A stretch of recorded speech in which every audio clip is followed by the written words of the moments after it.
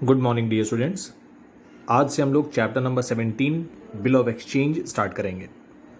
तो bill of exchange chapter में सबसे पहले हमें जो इसके स्पेशल टर्म्स हैं इस पूरे चैप्टर के, उन टर्म्स को पहले हम सीखेंगे। उसके बाद हम लोग प्रैक्टिकल प्रॉब्लम्स को स्टार्ट करेंगे। तो सबसे पहले इसका जो थ्योरी बेस है, जैसे यहाँ पे फर्स्ट पेज पे लिखा भी हुआ है कि हमें निगोशिएबल इंस्ट्रूमेंट्स का मीनिंग पता होना चाहिए। अब एक ये नया टर्म आ रहा है हमारे सामने, निगोशिएबल इंस्ट्रूमेंट्स। फिर बिल ऑफ एक्सचेंज का मतलब क्या है, इसके क्या एडवांटेज और क्या डिसएडवांटेज हैं। बिल ऑफ एक्सचेंज की ही तरह प्रॉमिसरी नोट भी होता है, इसका भी मीनिंग हमें पता होना चाहिए। और फिर दोनों में डिफरेंसेस। चेक बहुत ही सिंपल सा निगोशिएबल इंस्ट्रूमेंट है, सभी लोगों ने देखा भी है चेक कैसा होता है और किस पर्पस से यूज़ किया जाता है। चेक और बिल ऑफ एक्सचेंज में डिफरेंस, और उसके बाद कुछ स्पेशल टर्म्स हैं जो इस चैप्टर से रिलेटेड हैं, उन टर्म्स को भी हम लोग पहले सीखेंगे। उसके बाद हम लोग इसके प्रैक्टिकल प्रॉब्लम्स को स्टार्ट करेंगे। तो सबसे पहले निगोशिएबल इंस्ट्रूमेंट का मतलब यहाँ पे समझ लेते हैं। निगोशिएबल का मतलब होगा ट्रांसफरेबल और इंस्ट्रूमेंट का मतलब होगा फाइनेंशियल इंस्ट्रूमेंट।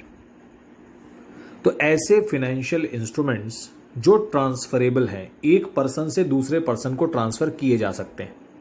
तो यहाँ लिखा है negotiable instruments are the instruments of credit often used to facilitate trade and commerce. These are commonly known as bills of exchange, promissory notes and checks. जैसे आपने देखा होगा कि कोई पेमेंट हमें करना होता है तो हम चेक से भी कर सकते हैं। आप चेक पे अमाउंट फिल कर देते हो, पर्सन का नेम मेंशन कर देते हो और चेक को आप उसको हैंड ओवर कर देते हैं। तो आपने क्या किया है, अपने चेक को किसी दूसरे पर्सन को ट्रांसफ़र कर दिया है और उससे क्या होगा कि जो पेमेंट आप उसे करना चाह रहे हैं वो बैंक के थ्रू हो जाएगा। तो ये ट्रांसफरेबल है, चेक्स ट्रांसफरेबल है। तो the main feature of these instruments is that they contain an unconditional order or undertaking to pay the specified amount on the specified date. तो अगर चेक आपने किसी को इशू कर दिया तो दैट मीन्स आपने बैंक को ये इंस्ट्रक्शन दे दिया है कि जिस पर्सन का नाम आपने चेक पे लिखा है उस पर्सन को उतना अमाउंट पे कर दिया जाए। तो this is an unconditional order, इसमें कोई कंडीशन नहीं है।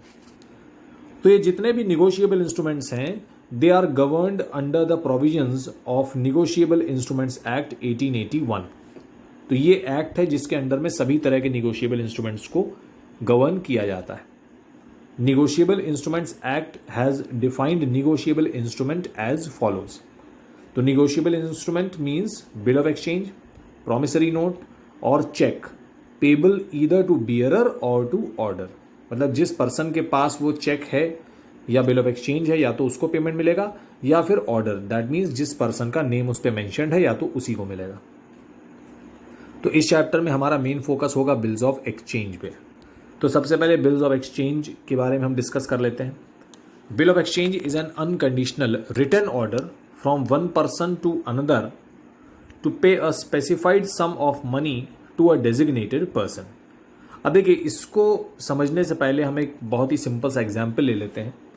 जैसे हम सभी ने अभी इतना सीख लिया है जर्नल चैप्टर को और बाकी भी चैप्टर्स में हमने इतना ऑलरेडी सीख लिया है कि जब गुड्स को परचेज और सेल किया जाता है तो दो पार्टीज होती हैं, एक तो बायर हो जाएगा और एक हमारा सेलर हो जाएगा। बायर गुड्स परचेज करेगा, सेलर गुड्स सेल करेगा। अब देखिए, जब कभी भी परचेज सेल का ट्रांजैक्शन होता है तो एक बिल बनाया जाता है। आप सभी लोगों ने बिल देखा होगा, हम लोग मार्केट जाते हैं कुछ परचेज करते हैं तो हमको बिल मिलता है। तो बिल में सारी डिटेल्स लिखी होती हैं। सबसे ऊपर सेलर का नाम प्रिंट होता है, उसके बाद आपका नाम प्रिंट कर दिया जाता है, डेट मेंशन होती है, डेट मेंशन हो गई। फिर जो भी प्रोडक्ट्स आप खरीद रहे हैं उसका पूरा डिटेल्स, उसका अमाउंट, अगर कोई डिस्काउंट दिया गया है तो डिस्काउंट माइनस हो गया है, और फिर वर्ड्स में भी लिखा रहता है अमाउंट। तो इस तरह से पूरा बिल बनाया जाता है। अब या तो इस बिल का पेमेंट आप तुरंत कर देते हो, कैश परचेज करते हो, या फिर आप क्रेडिट परचेज करते हो। इसका पेमेंट आप बाद में भी कर सकते हो। तो फर्स्ट ऑफ ऑल ये जो चैप्टर है इसको हम सिर्फ और सिर्फ क्रेडिट परचेज और क्रेडिट सेल के कंटेक्स्ट में डिस्कस करेंगे। तो पूरे चैप्टर में जो सेल परचेज हो रही होगी वो क्रेडिट पे ही होगी। तो देखिए, इस बिल की अगर हम बात करें, ये जो बिल हमने बनाया है तो बिल तो एक ही है। इस बिल को बनाया किसने? सेलर ने। बिल तो सेलर ही बनाएगा और सेलर ये बिल किसको दे देगा? बायर को दे देगा। अब बायर की रिस्पॉन्सिबिलिटी है कि वो इस बिल का पेमेंट करे। तो इस बिल का पेमेंट कौन करेगा? बायर। तो बायर इस बिल को क्या कहेगा? बायर कहेगा bills payable, because he has to make the payment of the bill. और इस बिल का पेमेंट रिसीव किसको होगा? सेलर को। तो सेलर इस बिल को क्या बोलेगा? बिल्स रिसीवेबल बोल देगा, क्योंकि सेलर को बिल का पैसा रिसीव होगा। तो अब सेलर बिल रिसीवेबल को किस तरह से ट्रीट करेगा? असेट की तरह ट्रीट करेगा, क्योंकि सेलर को तो पैसा मिलेगा। तो सेलर के लिए बीआर क्या हो गया? असेट हो गया। और बायर के लिए अगर हम बात करें तो बायर को तो पेमेंट करना है, आज करे या कुछ दिन बाद करे, तो ये उसके लिए क्या हो गया? लायबिलिटी हो गया। तो बायर के लिए सेम बिल लायबिलिटी है और सेलर के लिए सेम बिल असेट है। तो बिल्स पेबल लायबिलिटी होती है, बिल्स रिसीवेबल असेट होता है। तो एक चीज हमको यहां से क्लियर हो गई, लायबिलिटीज का क्रेडिट बैलेंस होता है और असेट्स का डेबिट बैलेंस होता है। दैट मीन्स बिल रिसीवेबल को आप नॉर्मली डेबिट करेंगे और बिल्स पेबल को आप नॉर्मली क्रेडिट करेंगे। तो इस तरह से ये एक बेसिक कंसेप्ट है बिल ऑफ एक्सचेंज का। अब अगर बायर ये कहता है कि मैं इस बिल का पेमेंट 1 मंथ के बाद करूंगा, तो तब तक के लिए ये बिल किसके पास रहेगा? सेलर के पास ही रहेगा। सेलर क्या करेगा? बायर के लिए बिल बनाएगा, बायर को बिल प्रेजेंट कर देगा, दिखा देगा, बायर बिल को चेक करके अपने सिग्नेचर उस पर कर देगा। और जैसे ही बायर इस बिल पे सिग्नेचर करेगा, it is assumed that he has accepted the bill and he has promised to make the payment of the bill after 1 month, जो भी टाइम क्वेश्चन में मेंशन है। तो बायर ने इस बात को एक्सेप्ट कर लिया है कि वो इस बिल में लिखा हुआ पेमेंट सेलर को करेगा आफ्टर 15 डेज या आफ्टर 1 मंथ या आफ्टर 2 मंथ, जो भी टाइम ड्यूरेशन डिसाइड हुई है। तो उस टाइम तक इस बिल को कौन रखेगा? सेलर ही रखेगा। सेलर इस बिल को बायर को तभी देगा जब बायर इस बिल का पेमेंट कर देगा, क्योंकि बिल ही एक ओरिजिनल डॉक्यूमेंट होता है टाइटल का। अगर आपके पास किसी चीज़ का बिल नहीं है तो you can not prove yourself as the owner of those goods और असेट्स। तो बायर को गुड्स तो मिल गए लेकिन बिल नहीं मिला, बिल अभी भी सेलर के पास ही है। बायर जिस दिन पेमेंट कर देंगे उस दिन सेलर उनको बिल दे देगा, तो बिल तब तक के लिए सेलर के पास ही रहता है। तो ये एक बेसिक आइडिया है बिल ऑफ एक्सचेंज का। तो एक नॉर्मल टर्मिनोलॉजी हमने यूज़ किया बिल ऑफ एक्सचेंज, उसके अंडर में बिल्स पेबल आता है और बिल रिसीवेबल आता है। तो बिल ऑफ एक्सचेंज एक जनरल टर्म है जो दोनों के लिए यूज़ किया जाता है। तो bill of exchange is an instrument in writing containing unconditional order signed by the maker. Maker कौन है? जिसने बिल बनाया था, that means seller. Directing a certain person, that means buyer, to pay a certain sum of money only to or to the order of a certain person or to the bearer of the instrument. तो seller buyer को instruction दे रहा है कि आप इस bill का payment करिए, या तो मुझे करिए या जिसको मैं कहूं उसको कर दीजिए। तो बायर उस बिल का पेमेंट 1 महीने के बाद कर देगा, जो भी टाइम दोनों के बीच में डिसाइड हुआ। तो ये है बिल ऑफ एक्सचेंज का कंसेप्ट बहुत ही ब्रीफ में। तो it means bill of exchange is drawn by a person directing another person to pay the specified sum of money.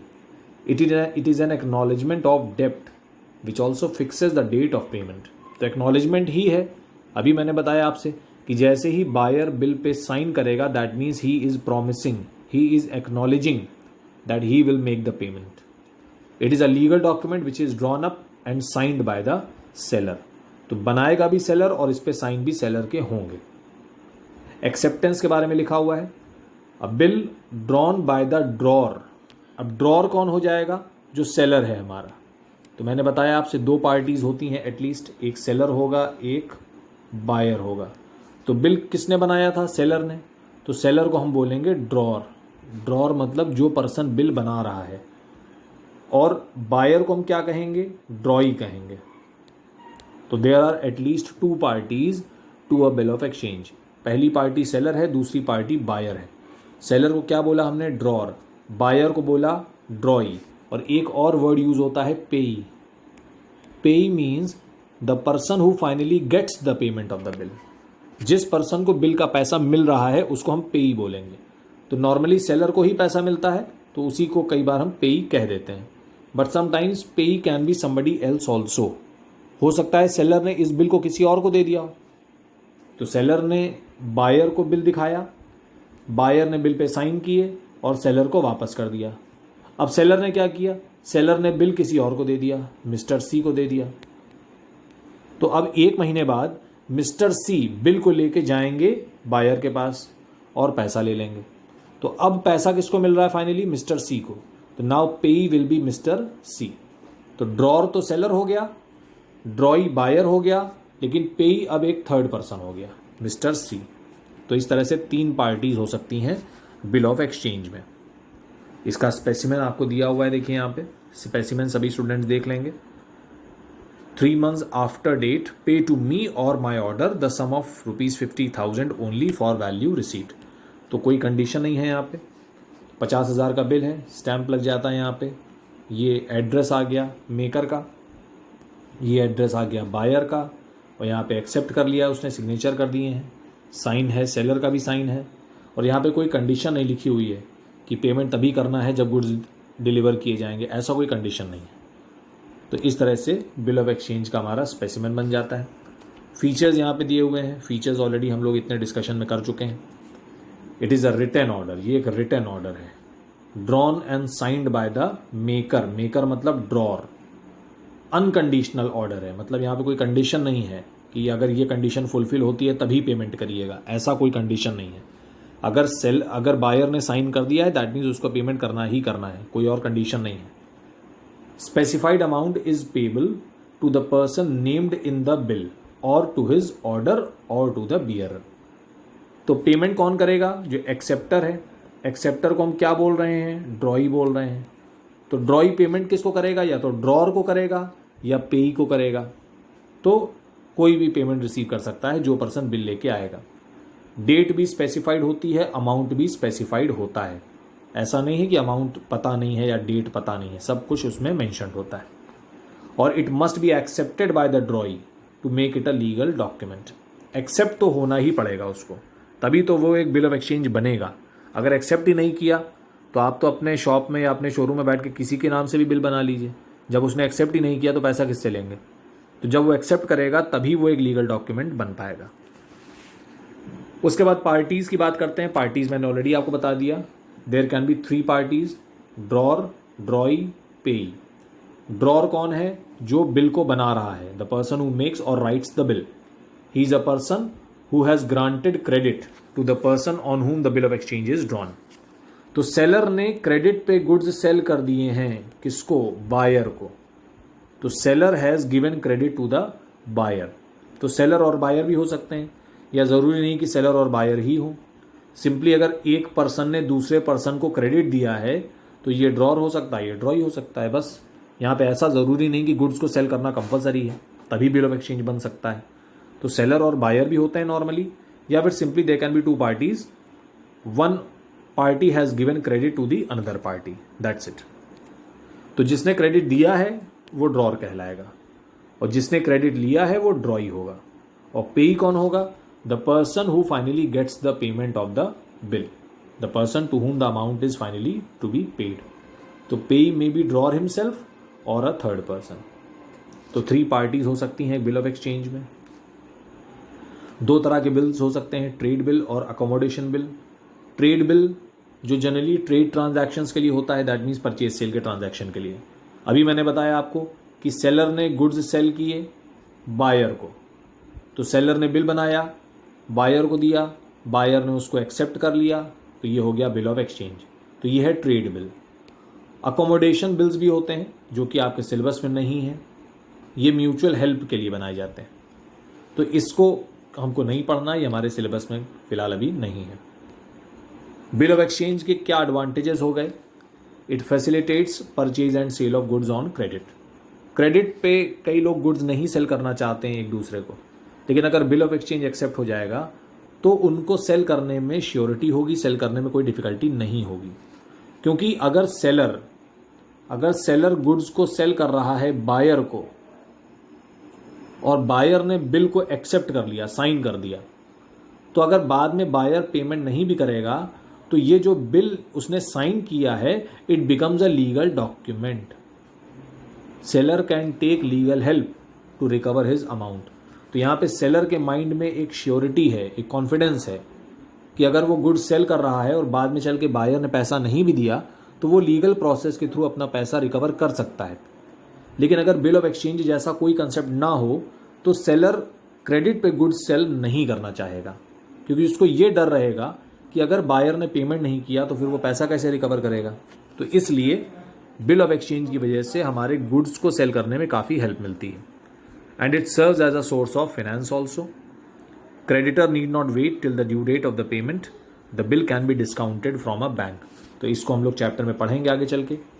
जैसे अभी मैंने बताया कि सेलर ने गुड्स को सेल किया बायर को, बायर ने कहा कि मैं पेमेंट करूंगा 1 मंथ के बाद।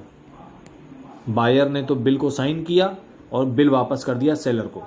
अब सेलर 1 महीने तक बिल को अपने पास रखेगा और जब 1 महीना कंप्लीट हो जाएगा तो बिल को लेके जाएगा बायर के पास और बायर से पैसा ले लेगा और बिल उसको दे देगा। लेकिन अगर सेलर 1 महीने वेट नहीं करना चाहता, उसको तुरंत पैसे की ज़रूरत है, तो सेलर क्या कर सकता है, इस बिल को बैंक को दे सकता है। Seller can go to the bank, seller can give this bill to the bank and bank will give the money in return to the seller after deducting some charges. तो seller को तुरंत payment भी मिल सकता है। तो it serves as a source of short term finance. उसके बाद इन बिल्स को एंडोर्स भी किया जा सकता है, ट्रांसफर भी किया जा सकता है। सेलर ने, अभी हमने देखा कि सेलर ने बिल किसको दे दिया था, बैंक को, लेकिन अब सेलर इस बिल को किसी और को भी दे सकता है, थर्ड पार्टी को भी दे सकता है एज अ पेमेंट। तो सेलर ने बायर से बिल ले लिया और उस बिल को उठा के सी को दे दिया एज अ पेमेंट। सेलर को सी को कुछ पेमेंट करना था तो उसने पैसा देने की जगह बिल दे दिया उसको। अब मिस्टर सी 1 मंथ तक वेट करेंगे और 1 मंथ के बाद वो बी के पास जाएंगे और पैसा ले लेंगे। तो it can be endorsed also, bill of exchange को एंडोर्स किया जा सकता है। तो ये कुछ फीचर्स हो जाएंगे हमारे, और इसके जो एडवांटेजेस हैं बिल ऑफ एक्सचेंज के, दोनों हमने कर लिए हैं। डिसएडवांटेजेस भी देख लेते हैं। It becomes difficult and it is a time consuming process also. Bill को भेजना, फिर उसको साइन करके वापस मंगवाना, इट बिकम्स टाइम टेकिंग, क्योंकि कई बार जो बायर एंड सेलर हैं वो दूसरे स्टेट में भी रह सकते हैं, तो उसमें काफ़ी टाइम कंज्यूम हो जाता है। उसके बाद कई बार बिल डिसऑनर हो जाता है। जैसे मैंने अभी बताया कि जो बायर है वो पैसा देने से मना कर देता है, तो ऑल्दो लीगल हेल्प मिल सकती है सेलर को, लेकिन it again becomes very time consuming. इतना आसान नहीं होता है लीगल हेल्प लेना और लॉयर की हेल्प लेना और बाद में उस पैसे को रिकवर करना, तो बहुत टाइम कंज्यूमिंग और एक टीडियस प्रोसेस हो जाता है। तो financial planning of drawer may be disturbed. In case of dishonour, legal procedure, noting charges and protesting have to be followed. तो काफ़ी प्रॉब्लम होता है जब बिल डिसऑनर होता है, उसमें काफ़ी लीगल प्रोसेस फेस करनी पड़ सकती है। तो ये हैं बिल ऑफ एक्सचेंज के कुछ डिसएडवांटेजेस भी। तो I hope bill of exchange का एक ओवरव्यू ज़रूर आपको मिला होगा, और अब हम लोग कुछ और चीज़ों का मीनिंग अंडरस्टैंड कर लेते हैं, ऑल्दो इसका न्यूमेरिकल क्वेश्चन हमको नहीं करना होगा। Promissory note, bill of exchange और प्रॉमिसरी नोट काफ़ी कुछ सिमिलर हैं। प्रॉमिसरी नोट भी एक रिटर्न इंस्ट्रूमेंट है, not being a bank note or a currency note. Containing unconditional undertaking, ये भी अनकंडीशनल है, signed by the maker to pay a certain sum of money only to or to the order of a certain person or to the bearer of the instrument. इसमें एक बहुत बड़ा difference है। जैसे अभी हमने देखा कि बिल ऑफ एक्सचेंज के केस में बिल ऑफ एक्सचेंज कौन बना रहा है। अगर मिस्टर ए सेल कर रहे हैं मिस्टर बी को, तो बिल कौन बनाएगा, सेलर बनाएगा। तो बिल ऑफ एक्सचेंज का मेकर कौन है, सेलर हिमसेल्फ। लेकिन जब प्रॉमिसरी नोट की बात करें तो promissory note is a promise to pay the money. तो अगर अब सेलर ने गुड्स सेल किए हैं बी को, तो अब पैसा पे करने का प्रॉमिस कौन करेगा, बी करेगा ना, क्योंकि पैसा तो बी को पे करना है। तो B will promise that he will pay the money to the seller. तो अब बिल कौन बना रहा है, मिस्टर बी बना रहे हैं। तो बिल ऑफ एक्सचेंज के केस में सेलर ही ड्रॉर होता है, यानी जो क्रेडिट दे रहा है वही बिल बना रहा है। लेकिन प्रॉमिसरी नोट में जिस पर्सन ने क्रेडिट लिया है वो प्रॉमिसरी नोट बना रहा है, क्योंकि वो प्रॉमिस करेगा ना कि हाँ मैं पैसा दूंगा, इतना पैसा दूंगा, इतने दिन बाद दूंगा। तो अभी यहाँ पे जो मेकर है वो चेंज हो गया, जस्ट रिवर्स हो गया। तो ये है बहुत बड़ा डिफरेंस प्रॉमिसरी नोट में। ये भी अनकंडीशनल होता है लेकिन बना कोई दूसरा रहा है इसको। इसीलिए प्रॉमिसरी नोट में एक्सेप्टेंस की ज़रूरत नहीं पड़ती। बिल ऑफ एक्सचेंज में तो एक्सेप्ट कराना पड़ता है आपको बिल बायर से, लेकिन यहाँ तो बायर खुद ही प्रॉमिस कर रहा है, तो अब वो एक्सेप्ट कराने की कोई रिक्वायरमेंट ही नहीं है। बायर ने ही खुद ही बिल बनाया है, खुद ही प्रॉमिसरी नोट बनाया है। तो यही फीचर्स में हम लोग देख लेंगे। Promissory note is an unconditional written undertaking to pay the specified amount. तो अंडरटेकिंग है, ये एक प्रॉमिस है जो बायर एक तरह से प्रॉमिस कर रहा है कि मैं एक फिक्स्ड अमाउंट पे करूंगा। Drawn and signed by the maker, that means जो प्रॉमिस कर रहा है वही बनाएगा इसको। Promissory note needs no acceptance because the debtor himself makes the promise. तो जो प्रॉमिस कर रहा है वो ऑलरेडी खुद ही बना रहा है उस प्रॉमिसरी नोट को, तो अब इसमें कोई एक्सेप्टेंस की रिक्वायरमेंट नहीं रह जाती। Whereas bill of exchange is required to be accepted by the drawee. Bill of exchange को तो आपको एक्सेप्ट कराना पड़ेगा, लेकिन प्रॉमिसरी नोट को आपको एक्सेप्ट नहीं कराना पड़ेगा। बाकी तो सिंपल हैं, सिमिलर पॉइंट्स लिखे हुए हैं। तो ये हो गए फीचर्स प्रॉमिसरी नोट के। इसमें दो पार्टीज होती हैं, मेकर और पेई। जिस पर्सन को फाइनली पैसा मिलेगा वही पेई कहलाता है। तो यहाँ पे प्रॉमिसरी नोट का भी फॉर्मेट दिया हुआ है आपको, और प्रॉमिस वर्ड यहाँ पे यूज़ किया जाएगा। और यहाँ पे इसको कौन बनाएगा? Debtor himself. तो ये प्रॉमिसरी नोट का फॉर्मेट हो गया। बिल ऑफ एक्सचेंज और प्रॉमिसरी नोट में अब आप लोग डिफरेंसेस कर सकते हैं। एटलीस्ट 2 डिफरेंस एग्जाम में आपको लिखने पड़ेंगे, तो कम से कम 4 डिफरेंस आपको एटलीस्ट पता होने चाहिए। तो एटलीस्ट 4 डिफरेंसेस ज़रूर कर लेंगे, जिससे कि 2 डिफरेंस आप एग्जाम में लिख सकें। तो ये डिफरेंसेस आपके प्रॉमिसरी नोट और बिल ऑफ एक्सचेंज के बीच में। उसके बाद चेक के बारे में डिस्कस कर लेते हैं हम लोग। Cheque is a bill of exchange drawn on a specified banker. Cheque हम किसी बैंक के ऊपर ड्रॉ करते हैं and not expressed to be payable otherwise than on demand, and it includes the electronic image of a truncated check and a check in the electronic form. तो check हम किसी bank के ऊपर draw करते हैं। जैसे आपका स्टेट बैंक में अगर अकाउंट है तो आप स्टेट बैंक को एक इंस्ट्रक्शन दे रहे हैं कि जिस पर्सन का मैंने इस चेक पे नाम लिख दिया है उस पर्सन को आप इतना पैसा मेरे अकाउंट से दे दीजिए। तो इस समय इंस्ट्रक्शन आप किसको दे रहे हो? बैंक को दे रहे हो। तो it is drawn on a bank. और जनरली चेक हमेशा पेबल ऑन डिमांड होता है। दैट मीन्स जब वो पर्सन बैंक जाएगा और जब वो बैंक से पैसा मांगेगा, बैंक तभी चेक का पेमेंट करेगा, बैंक अपने आप से पेमेंट नहीं करेगा। तो ये चेक के बारे में स्पेशल चीज़ है, it is payable on demand. Cheque is a kind of bill of exchange which is drawn on a specified banker and payable on demand. यही चीज़ लिखी हुई है। और चेक्स भी हमारे निगोशिएबल इंस्ट्रूमेंट एक्ट के अंडर में गवर्न होते हैं। Check is always drawn on a specified bank and check is always payable on demand। तो ये इसके फीचर्स हैं। और पार्टीज़ में आप देख सकते हैं सेम है, ड्रॉर, ड्रॉई एंड पेई। क्योंकि चेक को भी ट्रांसफ़र किया जा सकता है। अगर मुझे किसी से चेक मिला है तो मैं उस चेक को किसी और को भी दे सकता हूँ, किसी थर्ड पर्सन को भी दे सकता हूँ। तो चेक में 3 पार्टीज़ हो सकती हैं। ज़रूरी नहीं कि उस चेक को तुरंत मैं बैंक में डिपॉजिट कर दूँ। तो बैंक में डिपॉजिट करने से पहले उसको मैं किसी और को भी दे सकता हूँ। तो चेक में अगर पार्टीज़ की बात करें तो there can be 3 parties to a cheque also. उसके बाद चेक और बिल ऑफ एक्सचेंज में भी डिफरेंस दिया है आपको। Cheque drawee is always a bank, लेकिन यहाँ पे ड्रॉई एक पर्सन भी हो सकता है। तो ड्रॉई मतलब जिसके लिए वो चीज़ बनाई गई है। तो सेलर ने बिल बनाया किसके लिए?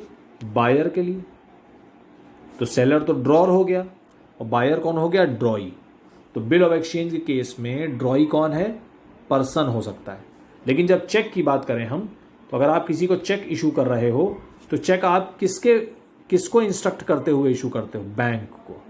मतलब आपने बैंक को इंस्ट्रक्शन दिया है कि इस चेक का पेमेंट कर दीजिए। तो यहाँ पे ड्रॉई कौन है? बैंक है।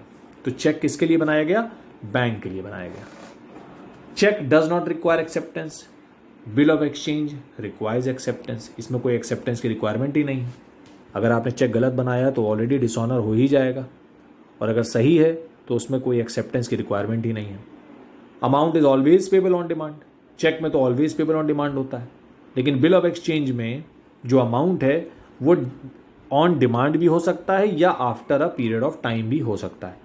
चेक को आप जब भी बैंक में प्रेजेंट करेंगे तब उसका पेमेंट आपको मिलेगा, लेकिन जो बिल ऑफ एक्सचेंज है उसको एक पर्टिकुलर टाइम ड्यूरेशन के लिए पहले से ही बनाया जा सकता है। चेक में भी crossing of bill of exchange is not possible. तो क्रॉस्ड चेक भी इशू किए जाते हैं to ensure safety of the cheque, कि चेक किसी गलत हाथों में अगर पड़ जाए तो उसका मिसयूज़ ना होने पाए, इसलिए हम क्रॉस्ड चेक जनरली इशू करते हैं, लेकिन बिल ऑफ एक्सचेंज में इस तरह की कोई क्रॉसिंग नहीं होती। तो ये हैं चेक और बिल ऑफ एक्सचेंज में डिफरेंसेस। तो आई होप यहाँ तक सभी स्टूडेंट्स को समझ में आया होगा, इसमें कोई डाउट नहीं होगा। तो आज कुछ बेसिक टर्मिनोलॉजी हमने सीख लिया है कुछ टर्म्स का। नेक्स्ट वीडियो में और भी कुछ टर्म्स हैं जिनको हम पहले सीखेंगे, उसके बाद हम लोग न्यूमेरिकल जो क्वेश्चंस हैं इस चैप्टर के उनको स्टार्ट करेंगे। तो आज इतना ही हम लोग करेंगे। इसको सभी स्टूडेंट्स अच्छे से एक बार रीड कर लें अपनी बुक में, और अगर कोई डाउट होता है तो मुझसे आप व्हाट्सएप ग्रुप पे पूछ सकते हैं। Thank you so much, God bless.